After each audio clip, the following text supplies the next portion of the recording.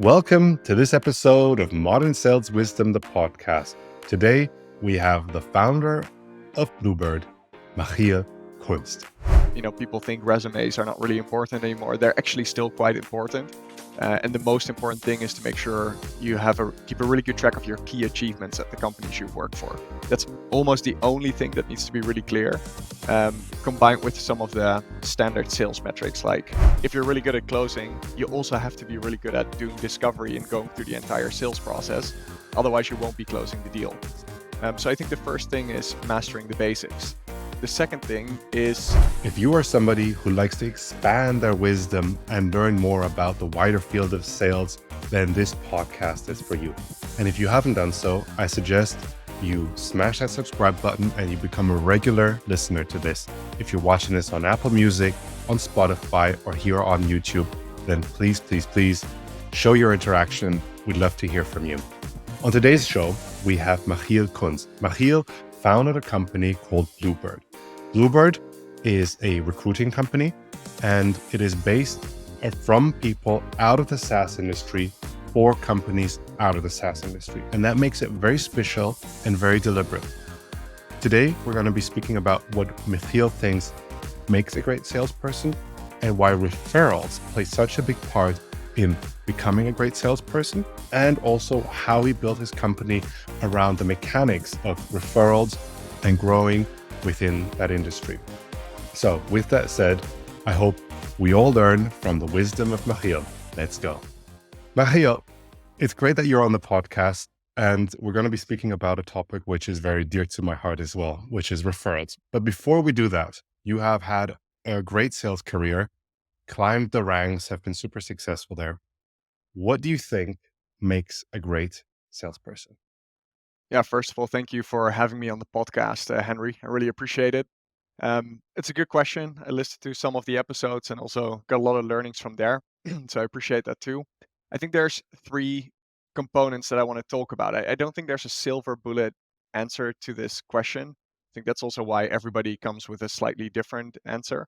But first of all, I think in order to be excellent at sales, you need to master the basics.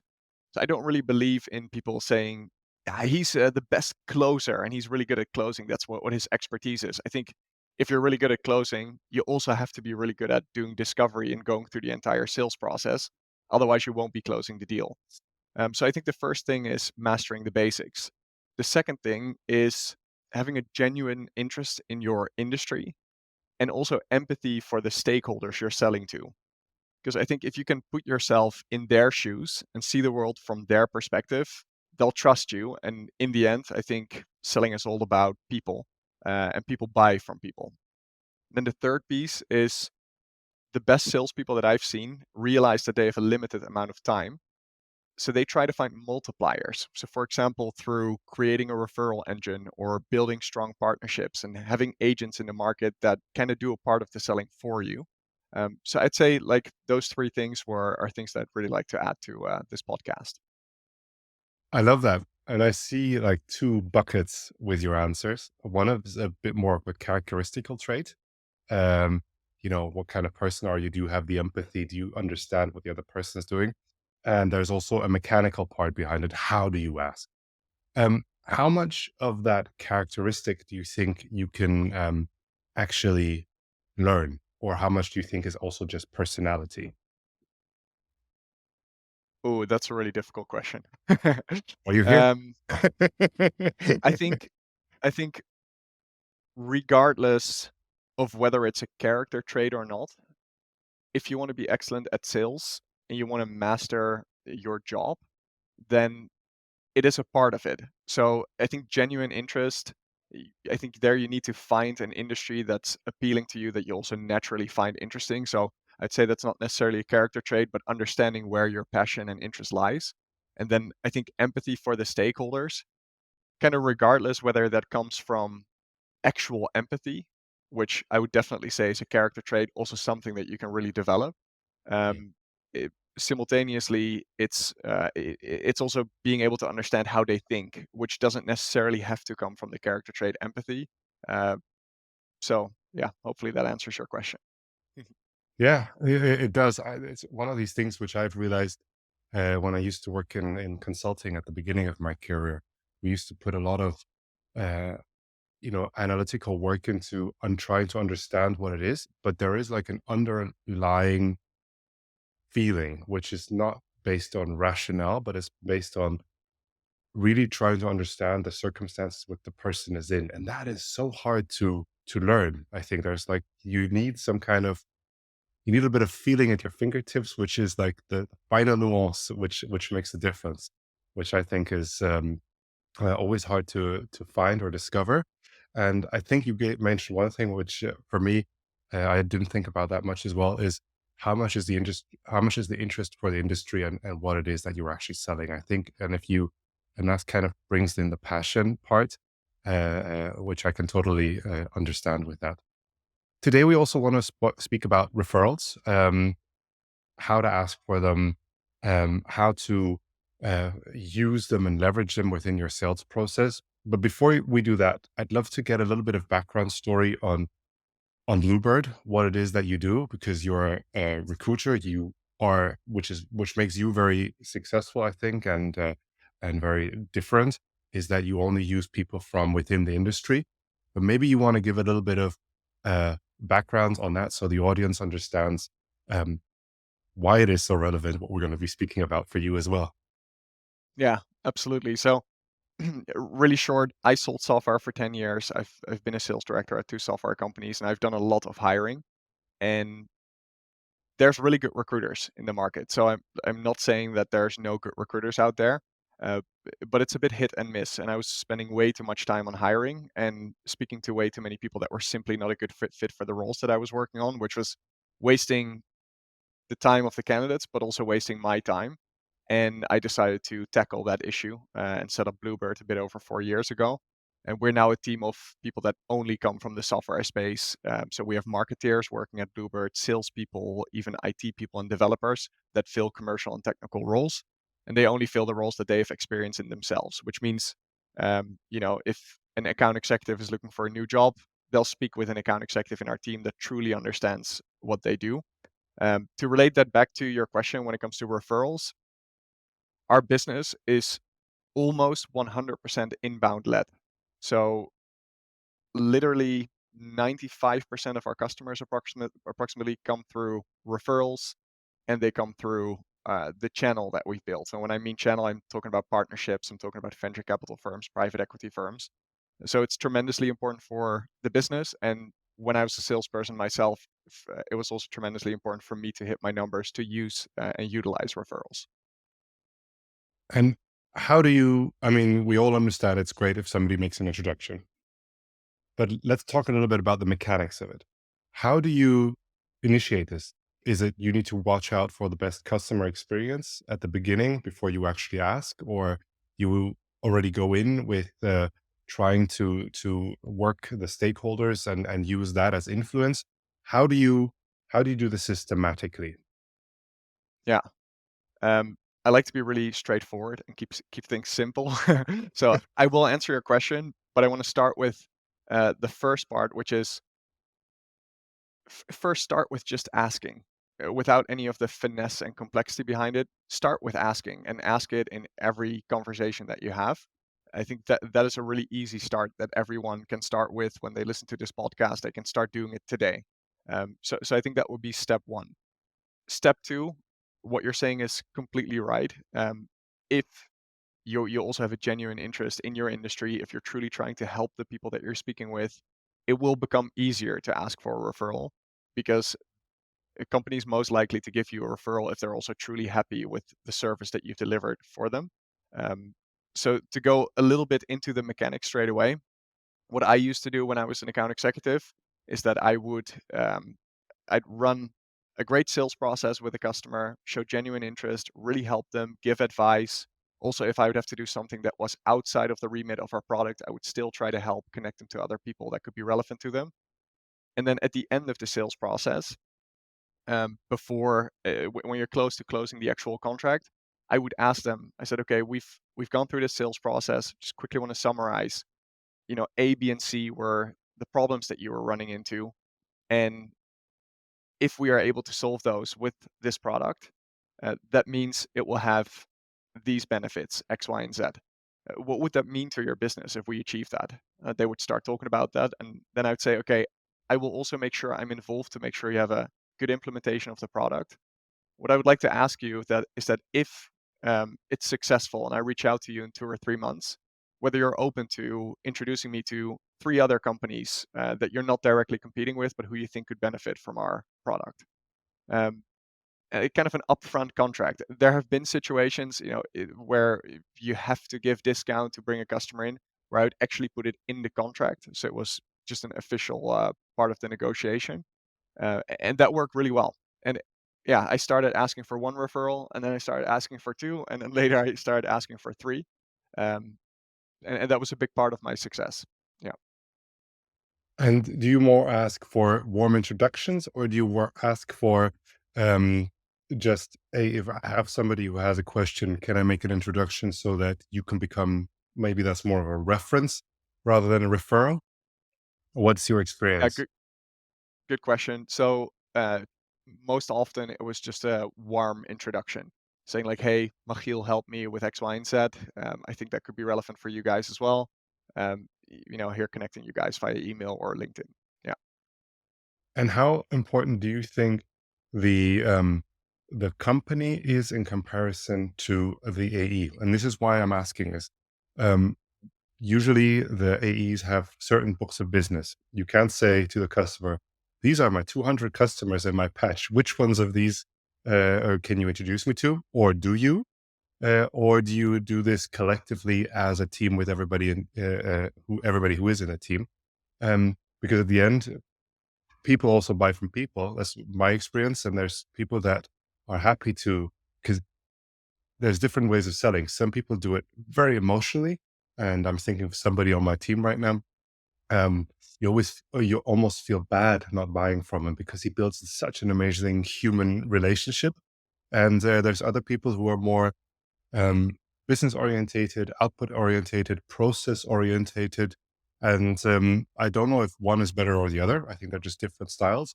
But there's probably one person where you'd give a different kind of referral as you would for the other one. Oh, interesting question. um,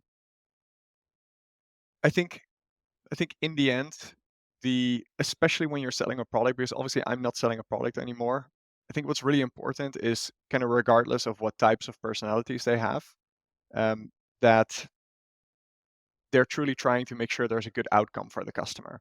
Yeah. So as long as that's there, because that's the commitment they make, like, hey, if the product actually does what I said it did, then maybe you can give those referrals. So I don't think there should be a massive difference there.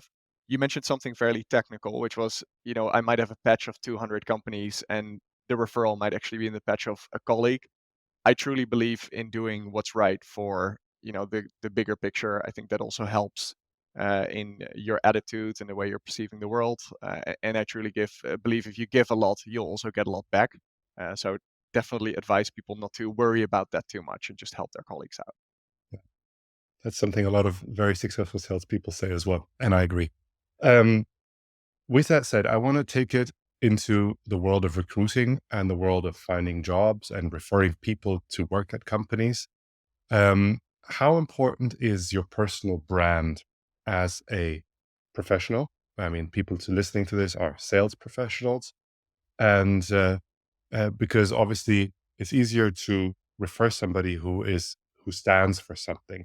What is your experience in the recruiting world of what makes somebody stand out or become a great candidate, someone you want to refer? Also, a really good question. So I think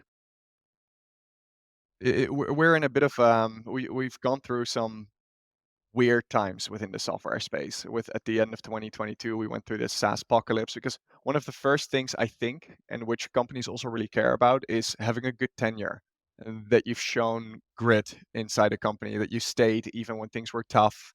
But you can tell that founders really care about that. We work with startups and scale ups, so it's typically fairly small sized companies still. Where often the founder or a chief revenue officer is really involved in this interview process. Um, so So I think having good tenures is really important. That being said, we've gone through a pretty weird period where, like, I've seen great people who have switched companies quite regularly, which was out of their control. So I don't want to emphasize on that. I do think it's really important that as a person, make a great impression.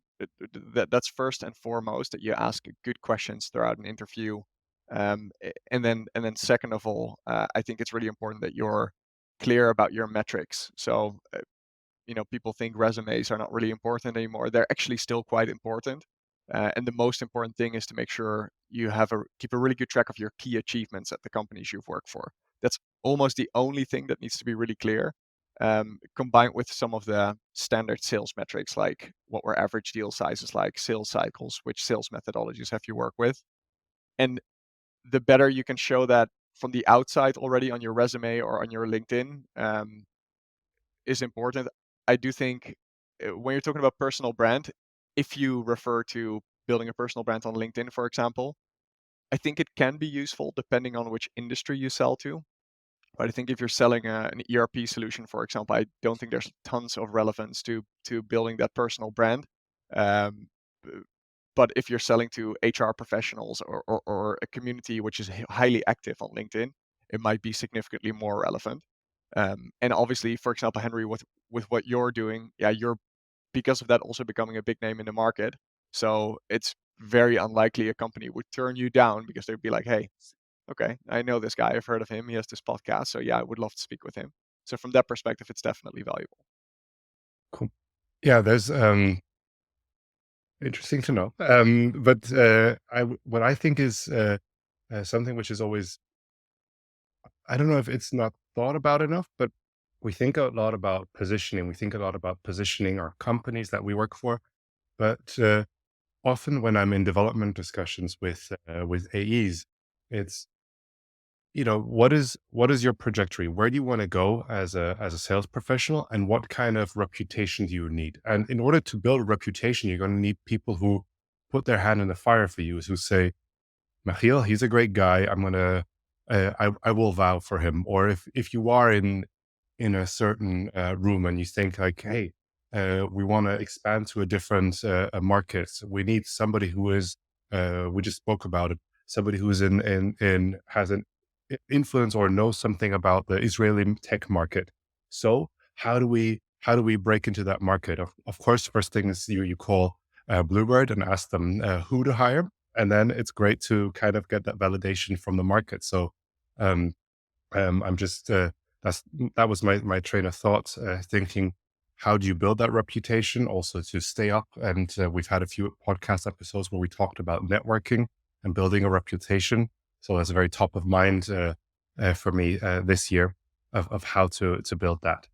Um, Mahiel, if we're talking about referrals and we're talking about those introductions, what's a great way to make those introductions? Is it an email where you say, I'd love you two to meet, and then you guys meet, and then you take it from there?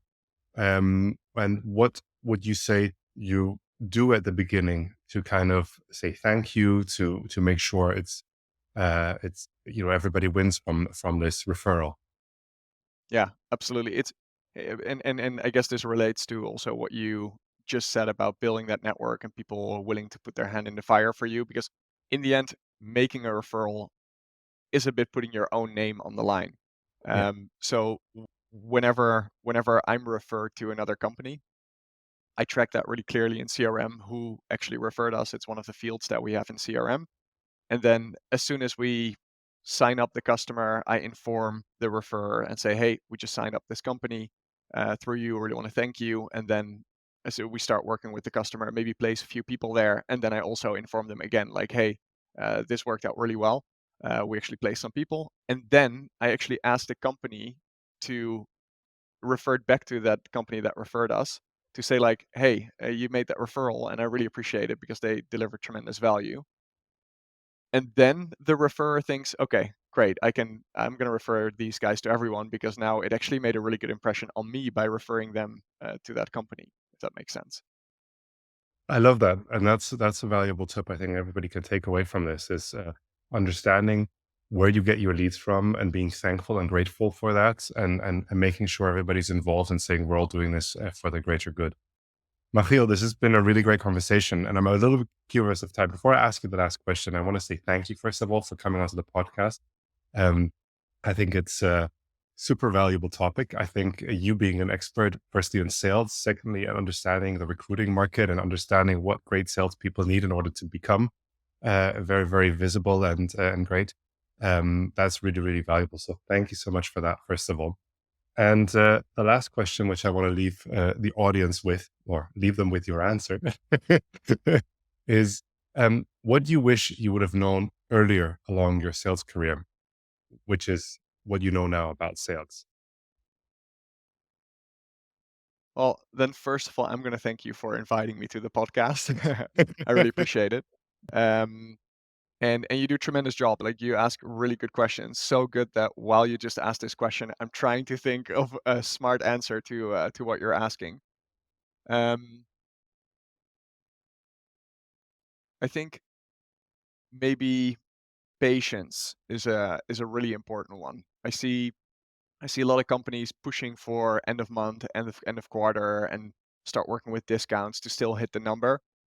And what I learned later on, I think as soon as you perform really well and you hit your targets quite early on, you don't feel that pressure anymore. So you're leaning back and you're saying to a company that's trying to negotiate, say, "Oh no, it's fine. Like, we can then finalize it next week, even though it's the end of the quarter." And they're like, "Huh? What do you mean?" And as soon as you're that patient and that confident, they will just listen to your story better, and they'll understand the return on investment better, and they will make the decision for the right reasons, not because they can just quickly get a good deal at the end of the quarter. Um, so if anything, I started my sales career pretty early. I think being more patient and not being too eager to get the deal would have helped me a lot. Also, actually, in a lot of parts of my life, also coaching, for example, I was always too eager to help people develop, even though they should want it, and then I can provide them. So leaning back and being patient, I think would have been good advice 10 years ago. That's some really good advice and very, very timely. As I can very much relate. And the longer you kind of are in those roles, you realize that you build a better relationship in the long run if you don't push too much. Because if it makes sense, it makes sense, and then you just do this together. Especially in SaaS, where you build a relationship, you're not trying to sell something and move on, right? So thank you so much. I really appreciate this conversation. For everybody who's listening to this on Spotify, on the go, or Apple Music, thank you so much for tuning in. Don't forget to press subscribe so you don't miss out on any further episodes. If you're watching this on YouTube, thank you so much. We'd love a thumbs up. The best way to get in contact with Machiel or with me is probably LinkedIn. And so I look forward to seeing you all on the next episode. Take care. Thank you so much.